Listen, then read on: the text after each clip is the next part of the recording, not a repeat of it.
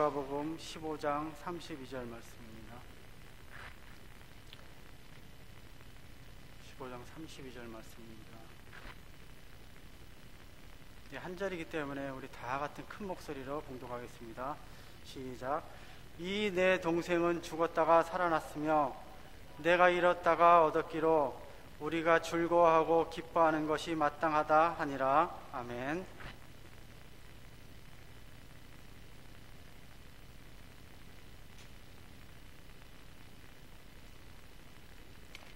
네, 오늘은 어버이 주일로 우리 하나님 앞에 예배를 통해서 하나님께 영광을 돌려드립니다.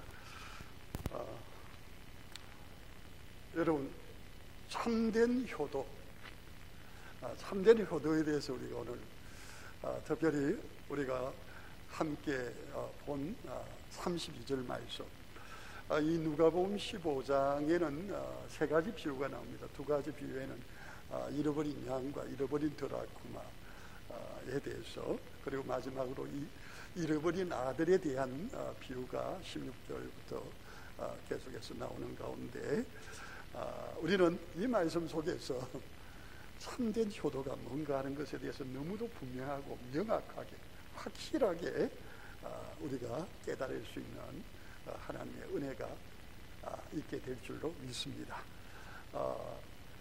탕자의 비유라고도 말하고 있는 잃어버린 아들에 대한 비유. 오늘 마지막 절에 보니까 아버지가 너무너무 기뻐하고 있었어요. 그런데 아버지의 그 기쁨에 창문을 얹어버린 불효자가 있습니다.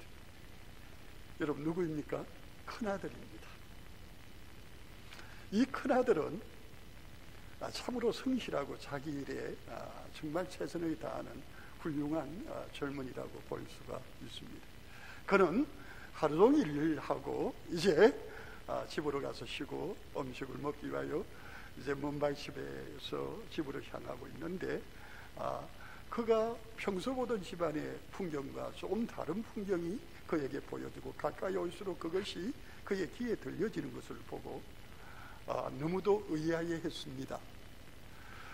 그가 들어가지 못하고 머물러 있으면서 한 송이 그에게 이제 주인님이 오시니까 이렇게 섬기기 위해서 나오는데, 이게 어떻게 된 일이냐 하고 물어보자 당신의 집 나갔던 당신의 동생이 돌아와서 아버지께서 너무너무 좋으셔서 저렇게 잔치를 베풀고 있는 겁니다. 송아지를 잡고 그리고 모든 사람들을 불러서 저렇게 기분이 좋아하시면서 즐거워하시는 것을 보게 되네요. 정말 우리도 마음이 좋습니다. 그러자 그가 버럭 화를 내버립니다. 아니, 이게 뭐야? 이 큰아들 너무나 속이 상해서 짜증을 내면서 화를 내면서 그 종에게 분풀이하듯이 하면서 집으로 들어갈 생각을 하지 않고 있었습니다. 그 소식이 그의 아버지에게 전해졌고, 그 아버지가 나와서 그 아들의 모습을 보면서 지금 이야기하는 내용이 여러분 읽은 그 말씀입니다. 그 아버지가 그 큰아들에게 하는 말이 뭡니까? 너의 동생이, 너의 동생이 말이야. 어떤 동생이냐? 잃어버렸던 동생, 죽었던 동생이야. 그가 살아 돌아왔단다. 그가 다시 오게 됐단다.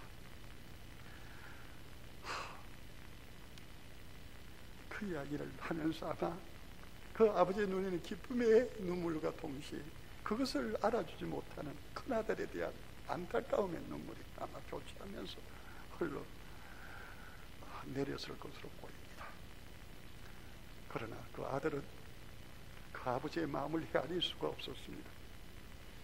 그 아버지에게 화를 내었습니다. 지금까지 그 아들은 성실하고 착한 아들이었습니다. 모든 이들이 볼 때는 그는 효자였습니다. 그러나 여러분, 그런 식으로의 효자는 진짜 효자가 아닙니다. 여러분, 효자는 뭘까요? 아니, 우리 성경에서 오늘 말씀을 통해서 보게 되는 참된 효도의 길은 어떤 길일까요? 바로 부모님의 아픔을 함께 아파하고 그 아픔을 만져드리는 겁니다.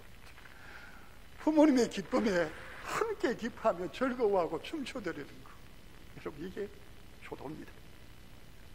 지금 그 아버지는 거의 죽은 것 같이 사색이 되어서 집 나간 동생이 이후에는 아버지가 사는 게 아닌 모습으로 그렇게 조치하고 힘들어하고, 그리고 여러분 연세 드신 분들 금방 늙습니다. 금방 늙어버리신 거고, 그 힘겨워하는 얼굴을 보면서 사실은 큰아들도 마음이 많이 아팠던 것도 사실입니다. 그러나 그 아버지가 한 날, 두 날, 세 날, 네 날, 한 달, 두 달, 석 달, 넉 달이 지나도 그렇게 하자 아마 속에서 속이 상했을 겁니다. 그 녀석이 뭐라고 이제 잊어버리면 되지. 그리고 아버지 다시 기력을 찾고 힘을 내어서 나를 좀 응원해 주시고, 집안에 이들이 얼마나 많은데 아버지가 하시던 거 그거 계속 하시고, 그러면서 내가 잘하고 있는데 잘하는 날에 좀 칭찬해 주셔야지. 그렇게 하지 않는 아버지를 보면서 그는 속이 상해도 꾹꾹 참아왔을 겁니다. 어떻게 보면은 겉으로 보기에는, 형식적으로 볼 때는 너무도 착하고 효도하는 아들이었습니다. 그러나 아버지가 뭐 때문에 아파하는지, 뭐 때문에 힘이 없어 하는지, 뭐 때문에 좌절하고 절망하는지, 그 아버지에게는요 진수성찬이 있고 섬겨주는 종들이 있고 편안한 침대가 있고 모든 것이 다 있어도 그 아버지는 힘들었습니다. 어려웠습니다. 아팠습니다. 그런데 큰아들은 그것을 헤아리지 못했습니다. 이제 그 아버지가 기쁨을 찾았습니다. 이제 아버지가 기쁨을 찾았습니다. 이제 아버지가 즐거워하며 좋아하며 너무도 좋아하십니다. 그런데 여러분, 이 처자들은 그 좋아하는 아버지의 기쁨에 찬물을 끼얹어 버렸어요. 여러분, 그건 효자가 아닙니다. 여러분, 불효자입니다. 지금 그 집안에 불효자가 한 명 있습니다. 효자가 또 한 명 있고, 효자는 누굽니까?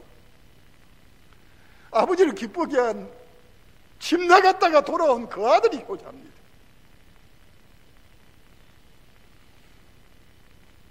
아버지는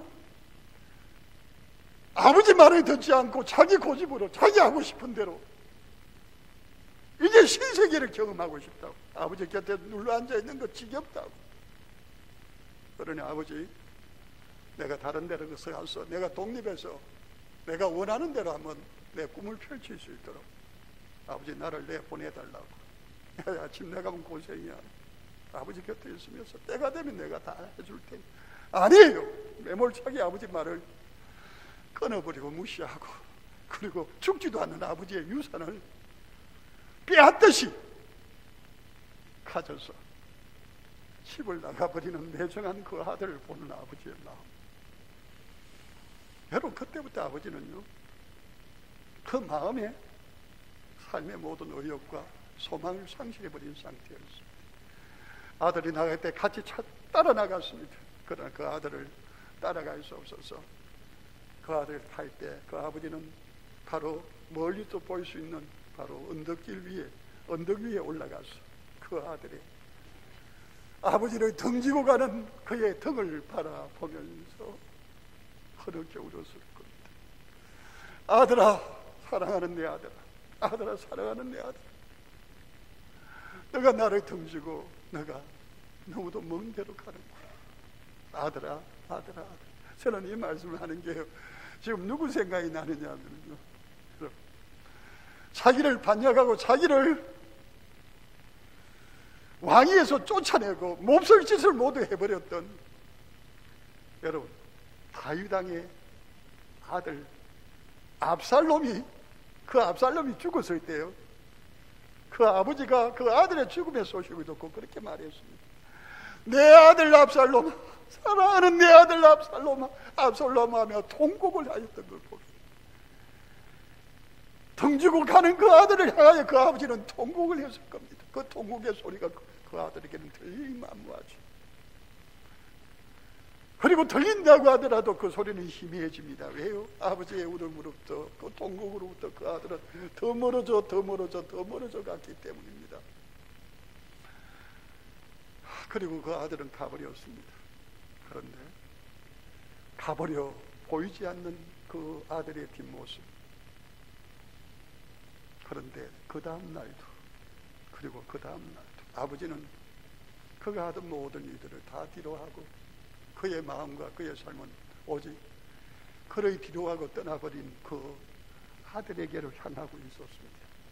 그러기에 그 아들의 마지막 모습이 생생하게 떠오르는 바로 그 은덕바지에 올라가서 그 아버지는 그 아들이 등을 뒤로하고 아버지를 떠나버렸던 바로 그곳에서 그 아들이 아버지를 향하여 얼굴을 향하고 돌아오기만을 손꼽아 기다리고 하루도 걸르지 않고 그 언덕 위에 올라갔을 겁니다. 하루도 걸르지 않고 눈물을 흘리며 그 아들을 기다리는 그 아버지. 여러분, 그 아들에게는 어떤 일이 일어났을까요? 성경은 우리에게 분명히 말해주고 있습니다. 그 아들은 자기의 꿈을 펼치기 위하여 신세계와 같은 놀라운 세상으로 갔습니다. 허랑방탕 그 모든 돈들을 써버리면서 그때 또 흉년이 들면서 보통 사람도 살기 어려울 정도로 돼버렸는데, 돈 잃어버린 나그네가, 이방인이 그곳에서 어떤 수로 살아간단 말입니까? 그래서 그런 살아남기 위하여 해볼 수 있는 일들을 하다가 그런 유대인들이 할 수 없는 일까지도 그가 살아남기 위해서 합니다. 그 일이 뭔 일입니까? 여러분, 돼지 치는 집에 가서 일하는 일입니다. 여러분, 유대인들이 돼지 치지 않는 걸 여러분 아시죠? 그래서 성경에도 보면은 돼지에 관한 이야기가 나올 때는 그것은 우리 예수님께서도 돼지가 부정하다. 왜 그런가 하면 자기가 토한 것을 다시 먹기 때문에, 더러운 것에 뒹굴기 때문에. 그러면서 우리 예수님과 돼지와의 상관관계에 나오는 데가 있습니다. 어디입니까? 바로 이스라엘 땅을 떠나서 갈릴리 바다가 있는 동북쪽에 그라사라는 곳에 귀신 들린 사람을 만났을 때 그곳에 이방인이 돼지를 치고 있었던 것 여러분 기억나시죠? 그런데 여러분, 이 집 나간 아들은 살아남기 위해서 돼지 치는 집에 들어가서 일했습니다. 임금은 제대로 나오지 않았고 먹을 것은 전혀 주어지지 않았습니다. 그래서 돼지가 먹는 지엄나무 열매라도 한번 실컷 먹어보고 싶었는데 그것도 막혀져 버렸습니다. 이제 남아있는 것은 뭡니까? 죽는 것만 남아있었습니다. 여러분, 이 위기의 상황이 그를 한 대 내리치는 것 같았습니다. 이제 죽었구나.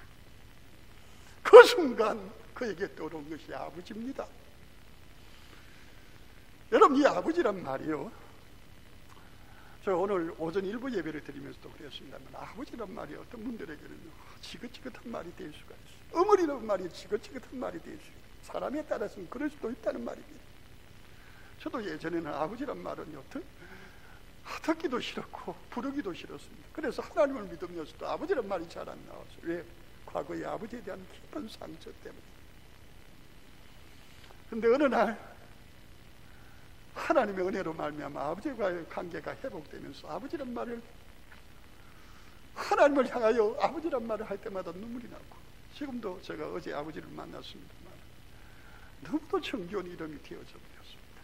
그런데 여러분, 아버지가 하는 소리가 지긋지긋했을 정도의 집 나간 아들은 그 순간 아버지 생각이 났습니다. 아버지 생각이 나는데 불현듯 눈물이 쭉 흐르면서 스스로 자신이 얼마나 잘못된 것, 여러분, 다른 사람이 와서 누군가 네가 잘못했다고 이야기해 준 게 아니에요. 죽음이라고 하는 극한 상황, 위기라고 하는 상황이 그에게 아버지를 생각나게 한 겁니다. 그러면서 아버지에 대하여 그가 너무도 잘못했던 것들이 그의 뼛속 깊이 파고들면서 자신의 가슴을 쥐어짜게 만들었어요. 아버지, 내가 잘못했어. 아버지, 내가 잘못했어. 그가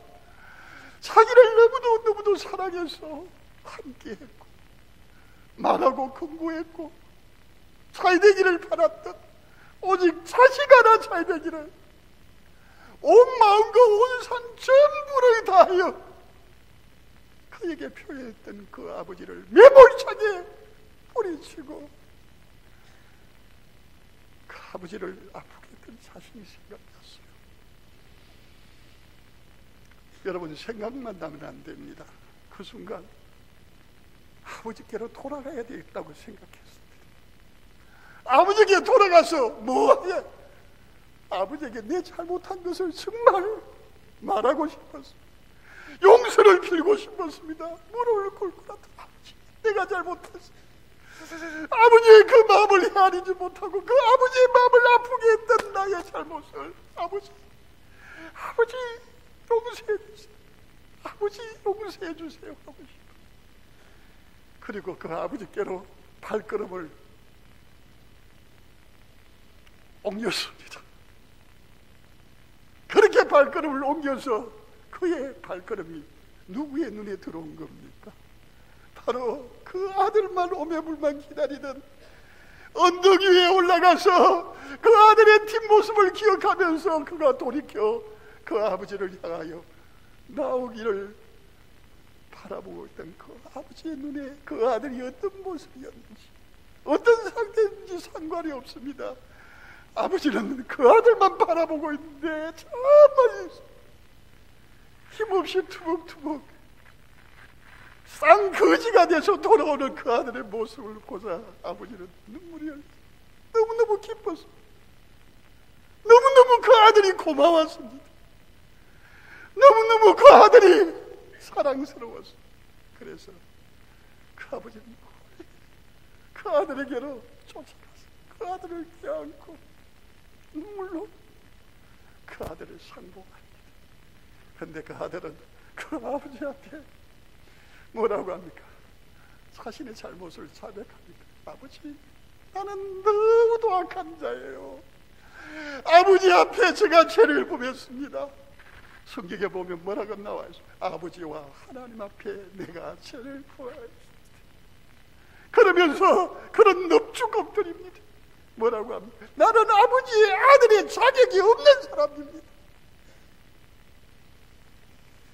그러기에 나는 아버지에게 사랑도 제대로 된 자식으로서 아들로서의 대우를 받을 수 없는 자식이기 때문에 아버지처럼 아버지 집에 있는 품꾼이 한 명과 같이 써주십시오. 품꾼이 뭡니까? 요즘 말로는 일용직과 다름이 없습니다. 그냥 주인이 마음에 안 들면 언제든지 뭐 할 수가 있는 겁니까? 너 오늘부터 나오지 마라 하면 나오지 않아요. 그러니까 어떻습니까? 아버지 앞에 나는 자격이 없다. 자신의 잘못을 깊이 뉘우치는 겁니다. 뉘우치는 겁니다. 잘못했다고 하는 겁니다. 그런데 아버지는 어떻습니까?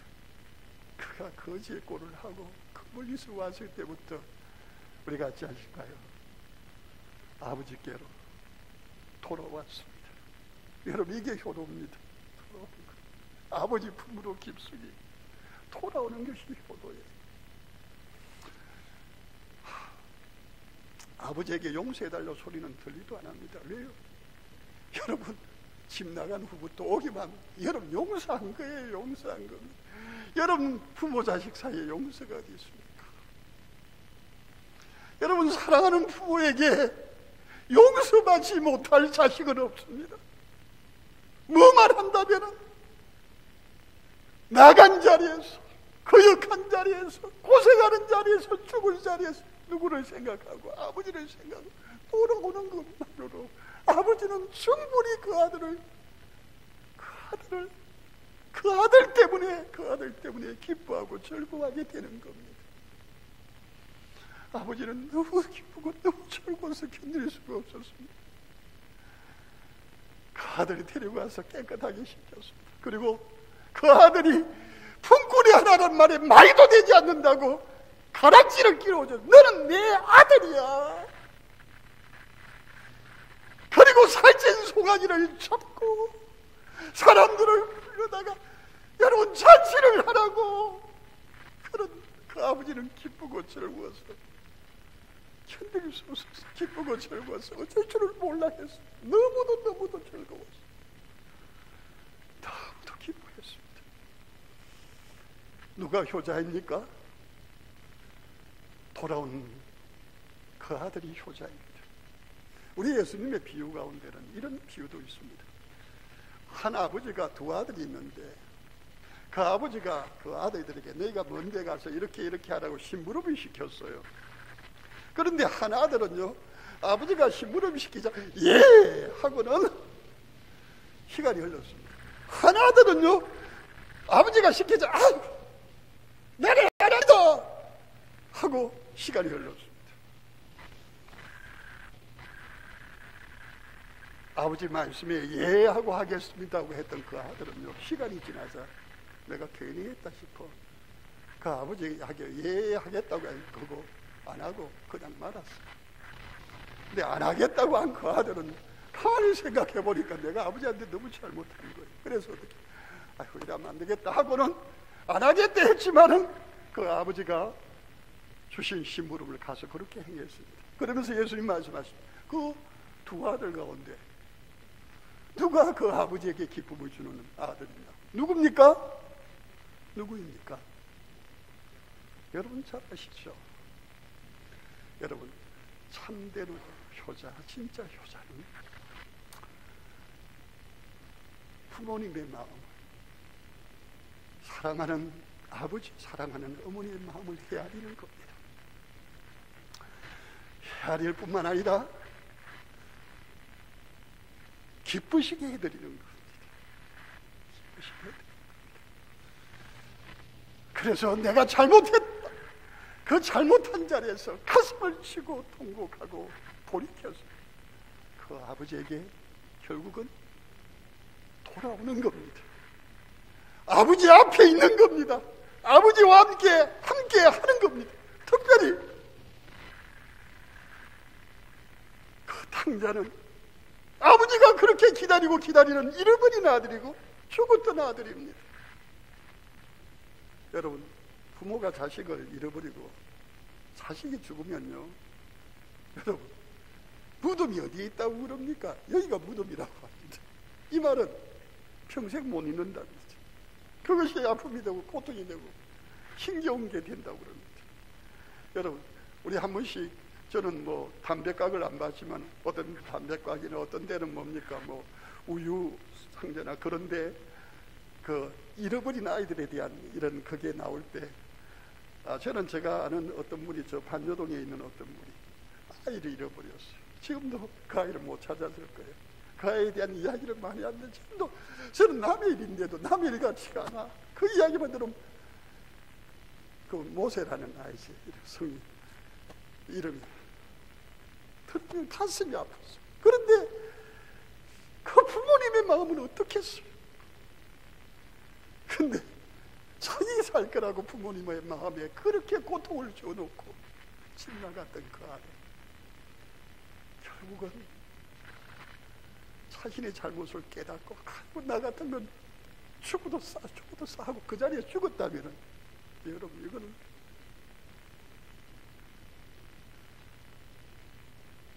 비극으로 끝나버립니다.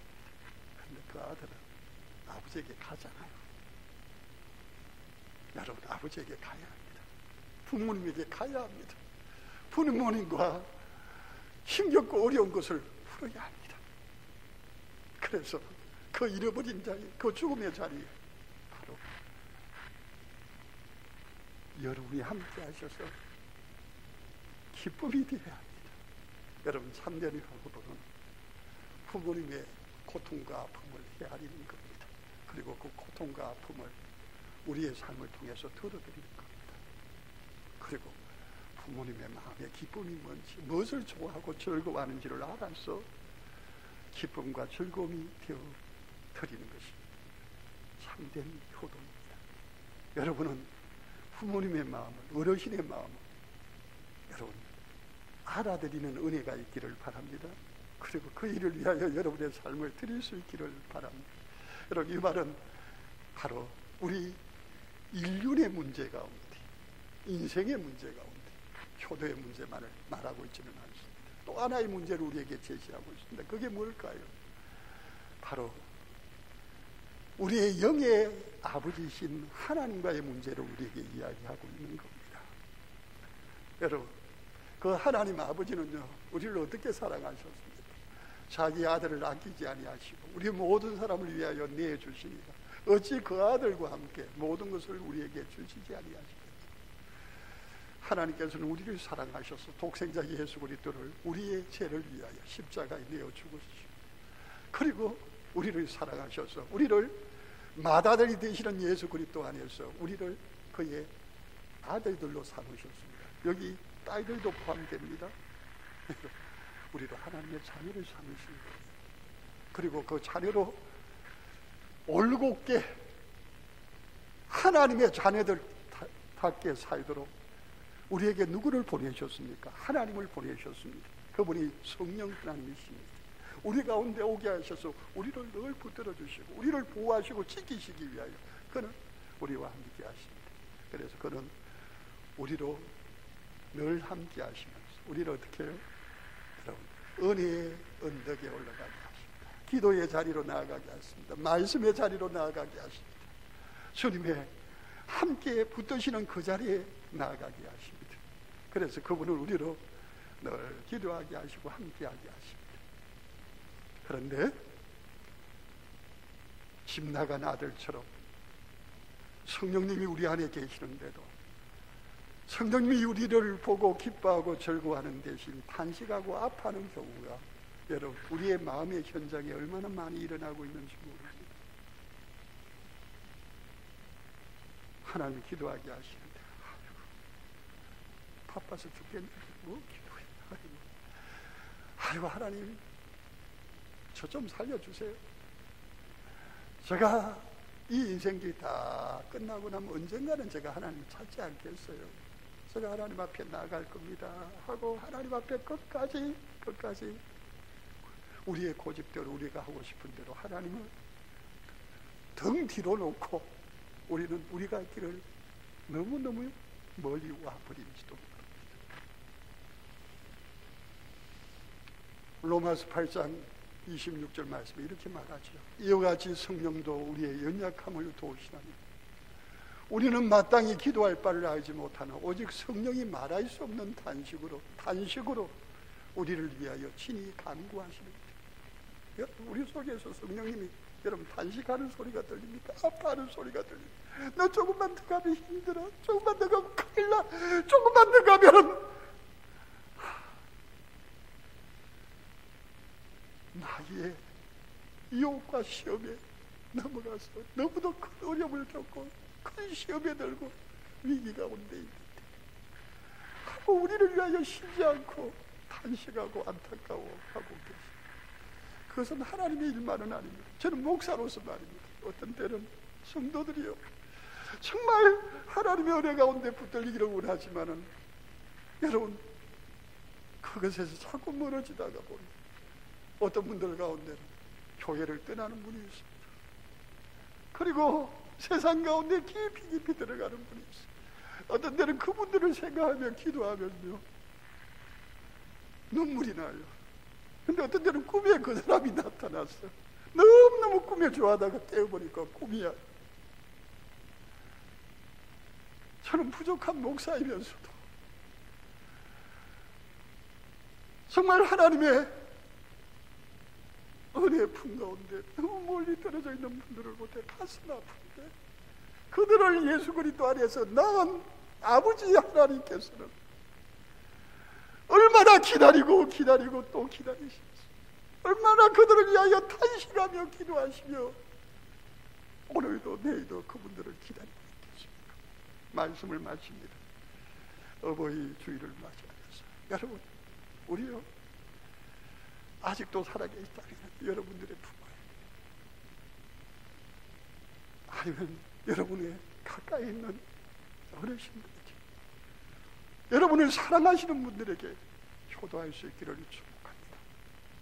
효도는요 형식적으로 우리가 할 만큼 해드리는 게 효도가 아닙니다. 그분들의 마음에 무엇이 힘든지, 뭐가 아픈지, 무엇 때문에 고통을 겪고 있는지를 알아들이는 것이 중요합니다. 무엇을 기뻐하고 무엇을 즐거워하고 뭐가 있으면 신이 나서 죽을 출세스대로 좋아하는지를 알아들이는 겁니다. 그리고 내가 그렇게 해드리는 겁니다. 여러분, 주님 안에서 다 참된 효자가 되시기를 축복합니다. 효자에게 주어지는 축복에 대해서는 제가 말하지 않겠습니다. 성경에 너무도 많이 나와 있습니다. 그리고 여러분, 우리를 사랑하셔서 우리를 위하여 사랑을 베푸신 그분을 기억할 수 있기를 바랍니다. 우리가 하나님을 사랑한 것이 아닙니다. 사랑은 하나님이 우리를 사랑하사